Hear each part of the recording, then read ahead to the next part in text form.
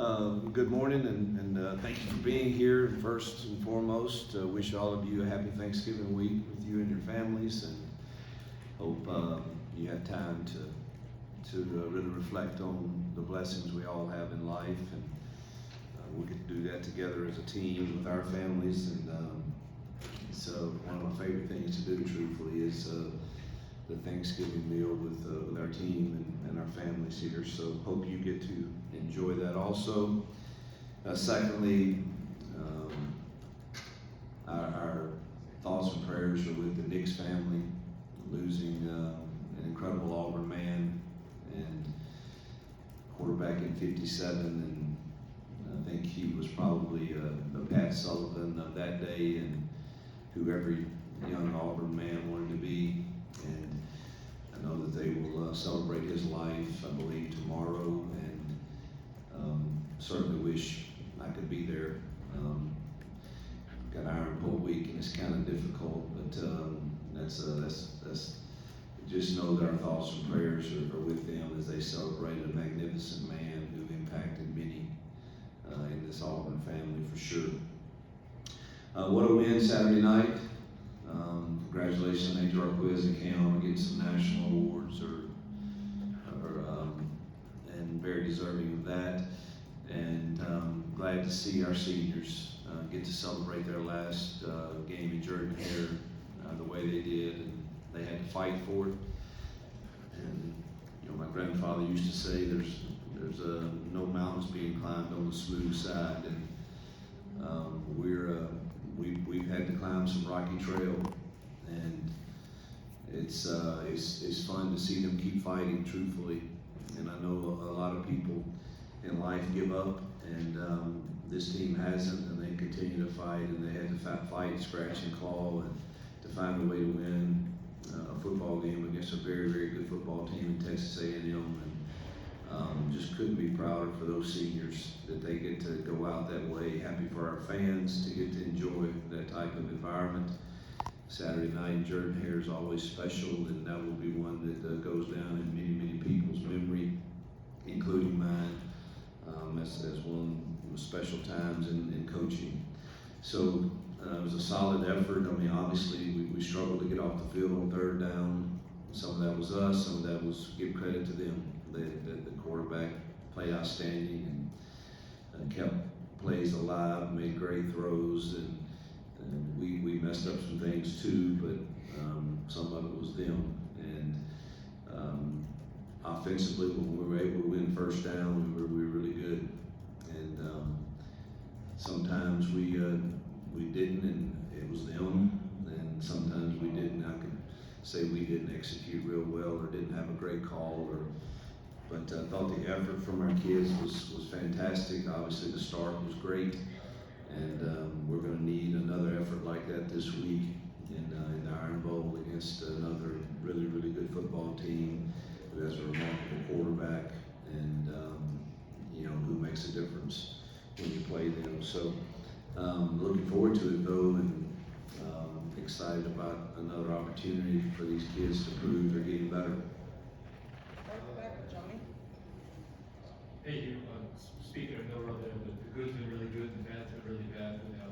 How do you game plan around a guy that's kind of been a piece of family this season? You look at the good. That's what he's capable of. I hope we get the lesser than version, but in a game like this, I would think, I don't know him personally, but everything you see, he's made of the right stuff, and he competes at a high level in some of the biggest games, and I would think he'd be determined to bounce back. And so I think we've got a plan to get his best, and yeah, I feel confident they'll use him as a runner. That's when they've been the most dangerous, and we've got to have a plan for that.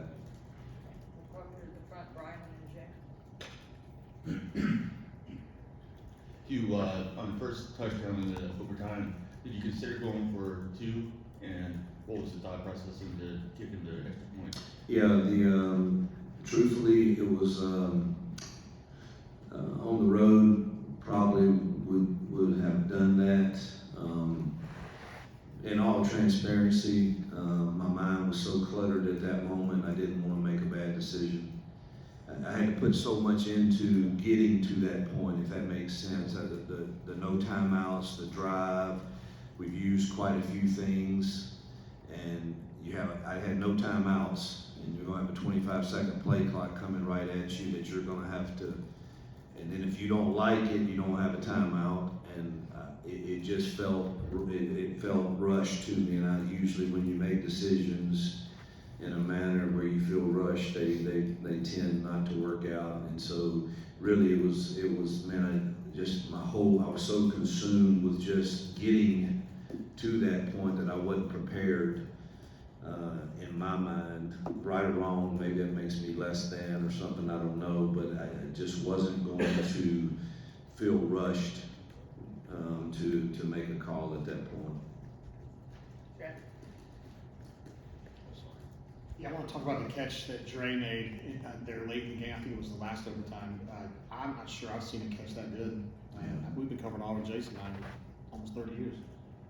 What was your thought about that catch in real time, and maybe what you thought about it after? It's a play that we have worked every single Thursday against our defense in situation. We always do last play scenarios from different yard lines, and that's a play we've worked from inside the 5 a lot. And believe it or not, he's probably made a catch like that against them 8 to 10 times. And so I wasn't surprised, but it was a really, really nice throw too. He had to be high, and it had to be where it was. We had some answers if it was a different coverage too, that was the first option, and then the back line's the last option, and he's got to win, and it was a heck of a throw and a heck of a catch for sure. I thought you were going to talk about the mesh route he caught that he got down to the 2-yard line where we should have had a chance to score a touchdown. Well, that too. That was Coach, heading into this week, what is your message to your secondary when you're trying to prepare for receivers like Brian Williams, and what have you seen from them this year? Well, we've played some really good receivers here as of late. I thought A&M's were very talented also, and certainly Alabama's are. They've got 3 guys that I think are all really, really legit SEC receivers, and of course Ryan is a kid we recruited really hard, and know how talented he is also. I mean, the message is the same. We've got to do our assignment on every play and forget the last one. Have a short memory when you're a DB. It's just you can't hold on to it. You've got to play the next one, and you're on an island a lot of the times back there. And with an athletic quarterback and athletic receivers, they're going to make some plays, and just got to hope we can make our share also. Coach, one of the things your offense has excelled at this year is creating explosive plays of 20 yards or more. Auburn hasn't won in Tuscaloosa since 2010. Can you talk about how you continue to generate big plays on the road to give you a chance there? Yeah, it's film study, and you got to have good designs, and they got to be called at the right time against the right defense. And that's not always the easiest thing. I mean, you can have some that are, have a chance to work against multiple things, but usually the biggest ones need to be called against the right coverages at the right time, without pressure maybe, or all of those are sometimes a guessing game. But I think we do have a knack for having good designs for some, and we'll need those to go multiple drives. You're not going to just drive the football 75 yards every time without some explosive plays. So that'll be a big part of winning there in Tuscaloosa on Saturday. Coach, a lot of great reactions and videos and responses from recruits for what happened this weekend, but the ones that you got to talk to and kind of conversate with after the win, what was their thought process to you? That's the one thing I miss about not being on the Twitter world and stuff, is I don't get to see all of that, and I really don't know what's going on. But the ones I had conversations with after the game were all incredible, and then continuing into yesterday with some of the official visits. And I think it certainly helped our cause of showing this is what Auburn can be again, and you can be top 12 teams or whatever they're ranked. And championship game, and I think they noticed all the close losses, but now they get to see not only what the Auburn fan base is like and the support we have and the energy that we have, and I think they see too probably the best testimony is just the locker room. Look at our kids, and that they continue to fight and they continue to stay together and continue to care, and that's a culture that I think some of these 25 class guys kind of are drawn to. And I'm not saying we're the only ones that have that, but that's another theme for sure that I think they're noticing. This would be your second time out, I guess, having been through that game. You know, what do you think the Iron Bowl means to the coach that sees that Auburn? Oh, there's no bigger game on the schedule to set in this seat, and to lose one like we did last year still doesn't set right. And I know that the Auburn faithful have had to endure that, and you know, we want to change that feeling in this building and for our great fan base in this state. And you know, it's a tall task. You know, our roster is deeper, but it was deeper last year too, and we had a shot to win it. So got to find a way to keep ourselves in it and give us a chance to win, and try to change that, and hopefully start making that a regular expectation. You've had to play freshmen really all year, but especially the last 6 or 7 games, they've been heavily involved. How much have you seen that group grow up, both on offense and defense? Enormous. I see it every week. I mean, the improvement that Malik Block and Lamar Williams, you know, Riddick, Jay Crawford, Kingsley Falston. I mean, they're getting better and better each week. And offensively, I think our receivers were talented and good, but they're starting to learn how to play the game better and understand some coverages and depths of routes, and you know, so it's certainly I've seen the growth, and they are getting better, and hopefully we'll continue to improve this week. Yeah, adding on to Jacob's question, how big was it to get that win with signing day moved up this year, and how does that kind of change your guys' approach, knowing that you don't have in-home visits, don't have those things going into kind of the middle of December? Yeah, it's interesting. You start to, you know, I'm for this.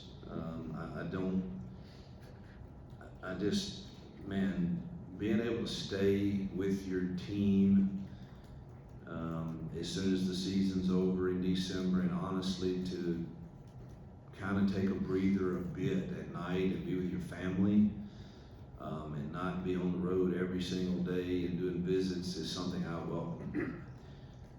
Obviously, with new things, there's always some things you don't like. I mean, you find out real quick that it's kind of advantageous to have a home game the last weekend, and every other year we're going to be on the short end of that, and where, you know, kids are going to be on other people's campuses that last weekend before signing day and not on ours.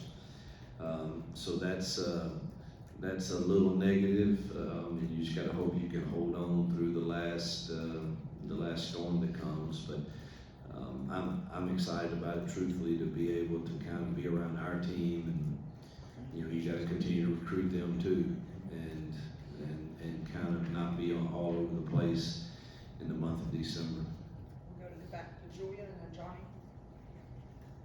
Coach, I think you said it after the game that this team just believes it can win, especially at this point in the season. Going into this one, what is that belief that you can get one in Tuscaloosa, and how different does this feel from last time going into this one now? You have zero chance of winning if you don't have a belief that you can do it. And I think somewhere along the line in these difficult losses, we've started believing more, and hope has become a real thing, that you can go on the field and beat good football teams. You've played close games with them, but you can win them, and it's going to take, you know, an amount of that belief going into Tuscaloosa to win. It's not an easy place to play. No road. You just look at the SEC every week. You play on the road, it's hard enough to win at home, but you go on the road, it's really difficult, and so that's a tall task that we have to have, but it better start with us believing that we can go in there and win. Stand back, Johnny. The first Iron Bowl in a while that Nick Saban won't be on the other sideline for Alabama. When you study them, do you still see his fingerprints on this roster, or is this team kind of devoid of what Nick Saban was all about? I have on my list to call him and make sure he's out of town. You know, and not in town this week. You know, first I have great respect for Kalen DeBoer, and we go way back to NAIA days, and he's had success everywhere he's been. And then Kane Womack, obviously my ties with his family. His father was my DC for years, and I gave Kane his first job at Ole Miss, and to watch him, he's got a wonderful family, and you know, so I've got great respect for those guys also, and they've got one of my former guys as the defensive analyst there, so he knows all our stuff, and so we got to combat that again this week. But so I have great respect for Kalen and Kane and that staff there. Obviously, Nick was he's a friend of mine, but also I love competing against him because he's arguably the best that's done it. And I know a lot of people say, well, he always had good rosters. Well, that's part of being a good coach is you go get good rosters, and he was always very good at that. And it's different for sure. The scheme is a little different. It's not the same as what you would see under a Nick defense. I mean, there's some similarities. There's always going to be some, but it's not the same. To answer your question. We've got two on the second row, then we'll finish with Bill. Coach, last offseason, you made the decision to go to the portal to get a QB. You're kind of at the end of the road here with Peyton. And seeing him after the game, he looked relieved and you know, to get the win and get this big one. You got one more left together. What were your conversations with him been like about kind of coming to the end of this journey together and what he can leave as a place? It's funny you ask that. Most of our conversations now are, you know, there'll be some ball talk, obviously, in meetings and stuff, but most of it's been about just the mental toughness that he and I have kind of endured together to get through a lot of things that he could have gone a lot of different directions, and credit to him and his makeup and his determination and mental toughness to not let other people define him, and to continue to go to work and get better and improve and help others around him improve. And so most of our talks have just been about that, and it was some relief for he and I both to see him. I mean, he's really played well in a lot of games since the Cal game, and it just hadn't gotten the results for one reason or the other. But his play's been pretty consistent. I don't keep up with the stats. I don't know where he's at in the SEC passing and efficiency, but it's got to be up there, I would think. And so I'm happy for him because he's endured. And isn't that just? I know y'all get tired of hearing me talk about life, but that's really what I believe in. I believe that we are. You know, I know I'll get judged by wins and losses and what the scoreboard says, and I get that. I signed up for it. But at the end of the day, man, 15 years from now, these young men will remember probably more about what I said about what we're learning, what we're going through, good, bad, or indifferent, and how I modeled that in relationship with them, maybe more than the wins and losses. And so proud to see Peyton endure well and finish well. Coach, you kind of touched on the relationship with Hugh and kind of what he's been able to do at Alabama. When you're looking at maybe Alabama's up front unit defensively, was the Texas A&M game a good way for you guys to prepare kind of what you'll see on Saturday? I missed the first thing you said. You mentioned your relationship with Kane. Oh yeah, okay. Yeah. All right. Yeah, I mean, Kane goes way back. I mean, his dad was my first defensive coordinator when I got my first head job, And Dave is an incredible friend, and you know, we've got Dave's daughter here with us, and as she's married to my strength coach, so it's a whole family affair for them. They'll have an interesting Thanksgiving, I'm sure. You know, Kane does a great job, and well, their front it looks a lot like Texas A&M's for sure. Big, athletic, strong. They're maybe a little longer in linebacker actually than A&M. So it was a good prep for us to face what we faced last week for sure. Oscar struggled Saturday. I mean, is there anything physically or anything like that? Because he could really be important Saturday. Yeah, that's the first time he's done a couple things like that, and I wasn't happy with it. But I love Oscar, and he's been very consistent. I expect him to bounce back well, and Ian bounced back from what I thought was an awful attempt at a field goal, and had ice in his veins when it counted. And so I think Oscar will do the same.